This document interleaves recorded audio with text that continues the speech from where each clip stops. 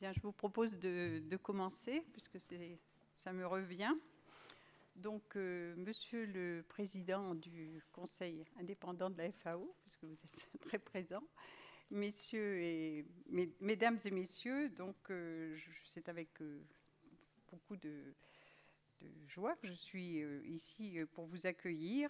Et je voudrais tout d'abord vous expliquer un petit peu, faire le point entre le titre de notre rassemblement, puisque c'est Formation agricole, emploi des jeunes, réfléchir et agir, et ce titre qui demande peut-être quelques explications pour toutes les personnes qui sont venues ici au titre de la remise du prix Terretic. Alors cette journée, en fait, est bien initiée par l'association Terretic, qui pour la seconde fois remet ce prix à l'UNESCO. Terretic milite depuis plusieurs années déjà pour la promotion et la diffusion des savoirs et des connaissances liées à la problématique de l'alimentation dans le monde. Pour nous, il a été donc très facile de faire la relation entre alimentation, agriculture et formation, avec au centre de ce triptyque l'insertion sociale et professionnelle des jeunes, qui sont donc représentés ici, et d'autres qui sont restés dans leur établissement. Nous avons invité donc des acteurs institutionnels, des acteurs du monde associatif, ainsi que du secteur privé, qui se sont mobilisés sur ce sujet. Donc cet après-midi se déroulera en 3 temps. Un premier temps qui sera la présentation des auteurs qui sont présents, et qui ensuite on laissera place au débat avec ces auteurs et les lycéens donc ici présents. Dans un second temps, plusieurs intervenants exposeront leur regard sur l'emploi des jeunes et la réponse formation. Nous avons fait le choix d'une réponse au niveau international, une réponse française, mais aussi notre curiosité nous invite à regarder ce qui se passe au niveau international. Et en fin d'après-midi, nous terminerons par évidemment la remise du prix Terretic des lycéens 2013, ainsi que quelques allocutions officielles. Alors pour les personnes qui me connaissent, vous comprendrez pourquoi parler ici de l'agriculture et des formations agricoles au sein de l'UNESCO est très symbolique. Et pour moi, c'est vraiment très important d'avoir pu organiser cette réunion entre nous et avec d'autres. Je vous remercie donc tous bien sincèrement pour votre présence cet après-midi. Et je donne tout de suite la parole à Jean Salmon, président de Terretic, qui va présenter donc cette première étape de l'après-midi. Merci à tous et bon après-midi.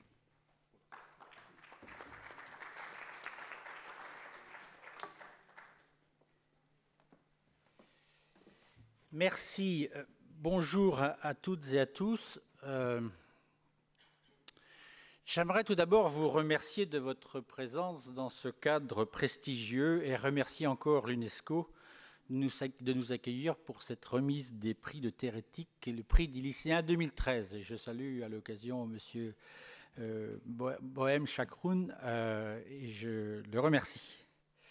Bon, pour ceux qui ne me connaîtraient pas, je m'appelle Jean Salmon, je préside de Terretic. Et comme vient de le dire Brigitte, la question des ressources alimentaires et leur gestion durable est pour nous un sujet permanent qui mérite qu'on s'y arrête durablement. Et c'est pour nous et pour moi, mais je sais que pour ceux qui sont ici également, c'est plus qu'une formule, c'est une pratique, une exigence, un challenge, un engagement. Enfin, c'est quelque chose d'extrêmement important. C'est d'autant plus important que pour nourrir 9,3 milliards de personnes d'ici à 2050, de façon durable et équitable, cela nous obligera à une véritable métamorphose. Cela nous oblige d'ailleurs. De notre métamorphose de notre façon de produire, d'une part, et aussi de notre façon de consommer. Parce que nous voyons bien qu'il y a quand même des inflexions qui devront être données. Ça impliquera aussi des évolutions sur notre façon de penser le monde qui est devant nous.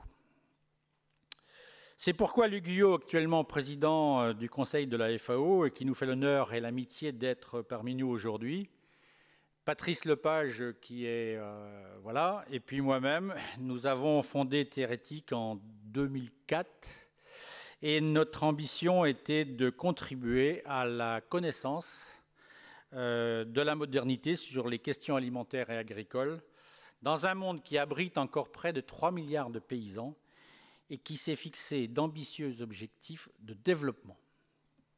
Aussi bien au nord qu'au sud, il ne pourrait y avoir de transformation des pratiques sans une forte valorisation des métiers de la terre et une reconnaissance technique, matérielle, mais aussi sociale, de celles et ceux qui exercent ces métiers, afin qu'ils aient une perception claire et positive de leur rôle social en général et de l'impact des processus de production contemporains sur la gestion des ressources en particulier. Mais il ne pourra non plus y avoir de transformation des pratiques si les consommateurs eux-mêmes ne comprennent et ne maîtrisent pas mieux leur alimentation et l'impact de leurs choix alimentaires sur leur environnement socio-économique et écologique. Au travers des actions qu'elle conduit, l'objectif de l'association Terretic est donc de créer du dialogue, de favoriser les échanges, de mettre en partage, donc en débat, des éléments de connaissance et de compréhension nécessaires aux uns, c'est-à-dire les producteurs, et aux autres, les consommateurs, pour construire leur propre point de vue et orienter leurs choix en pleine connaissance de cause. Nous savons que pour nourrir 9 milliards d'êtres humains en 2050, il faut que nous fassions évoluer nos modes de production avec des gestions sans doute plus économes, en particulier en ce qui concerne les ressources matières premières naturelles ou fossiles, et qu'il faudra en même temps que nous sachions rendre nos comportements alimentaires plus responsables. La vocation de Terretic est ambitieuse. C'est-à-dire que nous avons un certain nombre de questions devant nous. Comment contribuer à rétablir le lien organique et pourtant largement ignoré entre la question de notre alimentation et celle de la production agricole? Comment faire comprendre à tous, et en particulier aux jeunes qui exerceront des métiers en lien avec la production agricole et alimentaire qu'ils vont exercer là, un métier à haute responsabilité sociétale? N'oublions pas que les jeunes qui s'installeront en 2025 comme agriculteurs sont aujourd'hui dans les lycées agricoles. Comment aider au dialogue nécessaire entre toutes les couches de la société sur ces questions éthiques et politiques? Les évolutions comportementales ne sont possibles que si elles se nourrissent de prises de conscience fortes et solides. Permettez-moi d'exprimer un fait personnel. J'ai été amené dans ma vie à participer au sein des organisations agricoles à une meilleure prise en compte de l'environnement. Et j'ai compris combien il était difficile quand on veut faire passer des idées sans que le milieu récepteur ne soit prêt. Et je crois que le challenge et le défi alimentaire auquel nous sommes confrontés se posent exactement dans les mêmes termes. Si nous voulons qu'il y ait des inflexions au mode et au comportement des uns et des autres, il faut que nous soyons capables, dès à présent, en particulier auprès des jeunes, de porter l'accent sur ces évolutions indispensables. Et c'est bien dans cette perspective que nous avons mis en place il y a 3 ans le prix des lycéens et que nous allons remettre tout à l'heure. Quelques mots d'abord sur ce prix Terretic des lycéens. Il a été créé en 2009 en partenariat avec la Direction générale de l'enseignement et de la recherche. Et je crois que M. Schnebele, je ne sais pas s'il est arrivé, doit nous rejoindre tout à l'heure. Et il sera amené à prendre la parole au nom du ministre de l'Agriculture. Puis il a été développé avec le concours déterminant de la Direction générale de l'alimentation du ministère de l'Agriculture, de l'agroalimentaire et de la forêt, et qui à ce titre a attribué à Terretic le label national du Plan national de l'alimentation. J'en profite pour saluer Paul Mencier, qui est avec nous aujourd'hui, et le remercie de son soutien permanent. Enfin, nous avons pu donner un véritable développement et passer à une dimension nationale grâce à l'appui de la Fondation EDF. Et j'en profite pour saluer sa responsable environnement sciences, Joël Cotten, qui est parmi nous. Le prix est décerné par les lycéens et étudiants des établissements, publics et privés, qui participent au prix et dont nous avons des représentants dans cette salle que je salue chaleureusement et les remercie de leur engagement qui nous a permis de développer la participation des lycéens. Je vous avoue par contre que si le prix des lycéens est un succès, je suis partagé entre deux sentiments pour cet après-midi. Le fait d'avoir effectivement un prix des lycéens qui se développe d'année en année, mais aussi un regret, c'est que nous n'ayons pas pu mobiliser davantage de lycéens pour cette remise des prix. Alors, je pense que nous en avons une certaine part de responsabilité. Quand nous avons fixé la date, je vous avoue qu'en tout cas pas moi, n'avions pris en compte le fait qu'on sortait d'une semaine un peu particulière ou de 2 semaines un peu particulières avec des ponts un peu partout, que le mois de mai est compliqué et que nous avons eu un certain nombre de défections par rapport à ce que nous avions prévu et je le regrette un peu. Ce prix a un double objectif, permettre des échanges dans les établissements d'enseignement agricole autour de la thématique « Comment l'humanité se nourrira-t-elle demain ?» et développer la prise de conscience du haut niveau de responsabilité sociétale des métiers touchant au vivant. Et plus particulièrement, évidemment, des métiers de la production agricole et autour de l'alimentaire. Concrètement, le prix a démarré en 2010 et s'est organisé.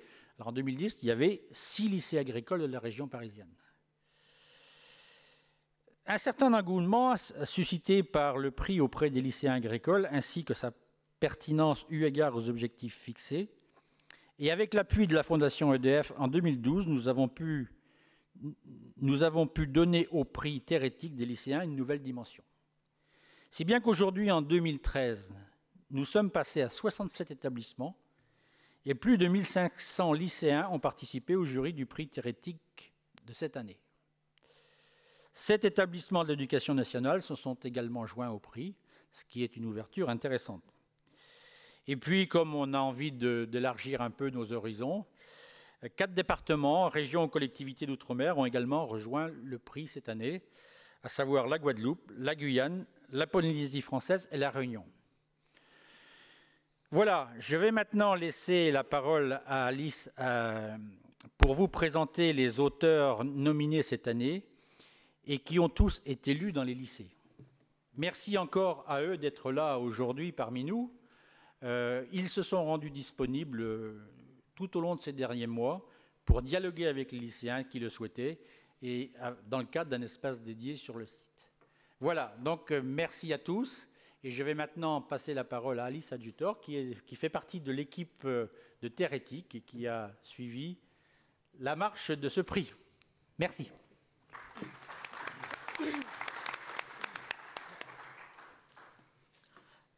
Bonjour à tous. Jean Salmon vous a déjà fait un bon historique très complet du prix thérétique des lycéens. Sur l'esprit du prix, donc vous avez compris, je pense que l'idée, c'est de vous permettre à vous, les lycéens, d'échanger et d'avoir des outils pour ça, des ouvrages, d'échanger des idées, de débattre des idées. Et finalement, c'est vraiment ça le fond du prix, c'est tout son déroulement. Bien sûr, aujourd'hui, c'est une journée particulière, c'est l'occasion d'un échange en plus. Mais si vous avez déjà pu, entre vous, discuter et réfléchir tout au long de l'année, eh bien, pour nous, le pari du prix est gagné, on peut dire. Donc voilà, c'est l'esprit du prix, c'est l'esprit de Thérétique, finalement. C'est un esprit qui se veut un esprit d'ouverture, de partage, de débat constructif. Voilà, donc je pense que cet esprit peut expliquer un peu la sélection de cette année, de l'année 2013, qui a été assez variée, comme vous avez pu le constater, c'est-à-dire qu'on a eu 3 ouvrages très différents, tant par la forme que par le fond, dans le propos, dans l'approche des questions.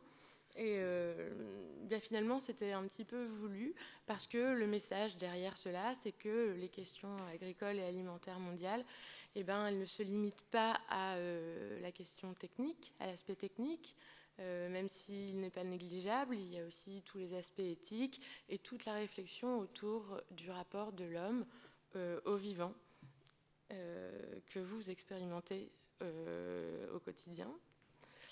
Donc voilà, on a eu une édition éclectique, variée. Et ça s'est ressenti sur vos votes, en fait, puisqu'on a eu des votes aussi extrêmement variés. Certains comités ont eu un peu leur chouchou et c'était serré. Et chaque ouvrage a été apprécié, félicité. Et les ouvrages ont donné lieu à beaucoup d'initiatives pédagogiques aussi de la part des professeurs qui ont été très, très intéressantes. Voilà. Donc, effectivement, je vous fais peut-être un petit rappel des derniers lauréats depuis 2009. Donc, on a eu Éric Orsena pour L'avenir de l'eau. En 2011, Florence Tinard qui a été primée pour Une seule terre pour nourrir les hommes. Et l'année dernière, on a remis donc, à l'UNESCO le prix à Gwenola Flockpen pour Out of China, qui était un roman de fiction. Qui approchait la question de l'accaparement des terres, en fait, à travers les yeux d'un jeune Chinois. Bon, je ne vous en dis pas plus sur cet ouvrage. Ben voilà, je pense qu'on a fait le tour. Donc, merci à vous pour vos initiatives et pour votre investissement dans le prix. Je vais maintenant donner la parole aux auteurs qui sont avec nous. En tout cas 2 sur 3, puisque Bill Lawes, l'auteur des 50 plantes qui ont changé le cours de l'histoire, n'a pas pu être présent aujourd'hui, puisqu'il habite en Angleterre et qu'il a ses impératifs propres. Voilà. Mais je vais laisser la parole à Monsieur Étienne, pour commencer, qui va nous présenter en quelques mots son ouvrage, et puis à Monsieur Fayet, qui va faire de même. Voilà.